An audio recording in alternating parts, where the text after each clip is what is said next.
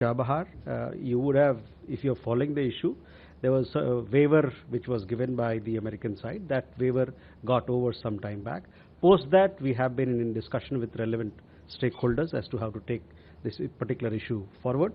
On your question that it was attacked, yes, we have seen some reports in that regard, but we can also tell you that the terminal itself did not face any damage.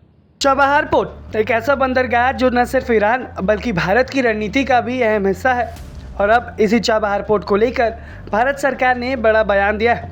विदेश मंत्रालय ने साफ कर दिया कि हाल ही में अमेरिकी हमलों की जो खबरें आई हैं, इन सब के बावजूद चाबहार पोर्ट के टर्मिनल को कोई भी नुकसान नहीं पहुंचा है। ये बयान ऐसे समय में आया है जब सोशल मीडिया और अंतर्राष्ट्रीय मीडिया में दावे किए जा रहे हैं कि अमेरिकी एयर स्ट्राइक में चाबहार पोर्ट के सर्विलांस टावर को निशाना बनाया गया है।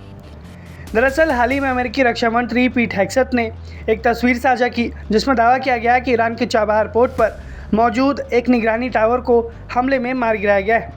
ईरानी सरकारी मीडिया ने भी ये माना कि चाबहार के इलाके में अमेरिका के हमले हुए हैं, लेकिन पोर्ट के मुख्य टर्मिनल को नुकसान पहुंचने की पुष्टि नहीं की गई है।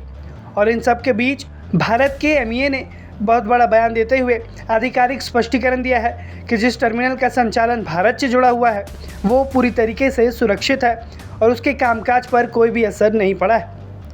विदेश मंत्रालय के प्रवक्ता रणधीर जायसवाल ने प्रेस ब्रीफिंग के दौरान ये बताया कि भारत ने इन सभी रिपोर्ट्स को देखा, लेकिन सरकार के पास मौजूदा जानकारी के मुताबिक पोर्ट का ऑपरेशनल टर्मिनल पूरी तरीके से सुरक्षित है।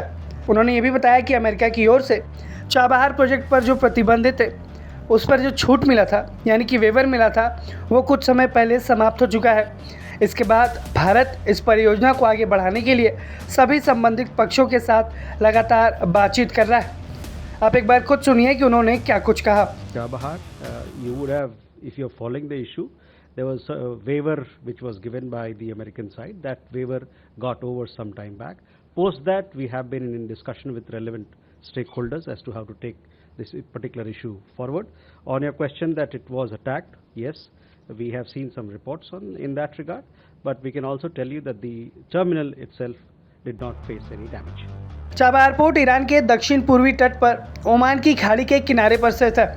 भारत ने इस बंदरगाह के विकास में बहुत बड़ा निवेश किया है क्योंकि ये भारत को पाकिस्तान को बाईपास करते हुए सीधे अफगानिस्तान और मध्य एशिया तक पहुंचने का रास्ता देता है।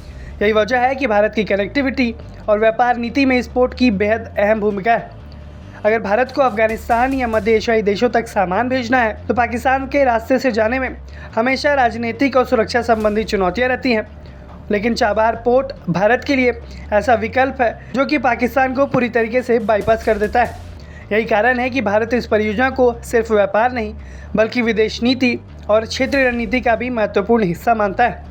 इसके अलावा Chabahar port international north south transport corridor INSTC का भी अहम हिस्सा है।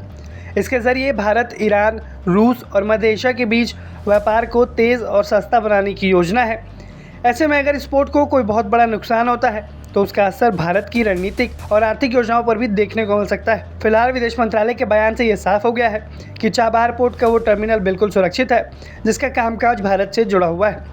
हालांकि हालात पर भारत लगातार नज़र बनाए हुए है और अमेरिका की ओर से वेवर खत्म होने के बाद इस परियोजना को आगे बढ़ाने के लिए भी कूटनीतिक स्तर पर बातचीत जारी है। अब देखना यह होगा कि पश्चिम एशिया में बढ़ते तनाव के बीच चाबहार को लेकर क्या कुछ निकलकर सामने आता है। भारत अपने इस रणनीतिक प्रोजेक्ट को पूरी तरीके से सुरक्षित रखते हुए आगे जाना चाहता है। एमईए के इस बयान पर आपका क्या कुछ कहना है, हमें कमेंट सेक्शन में ज़रूर बताएं। ब्यूरो रिपोर्ट, भारत तक।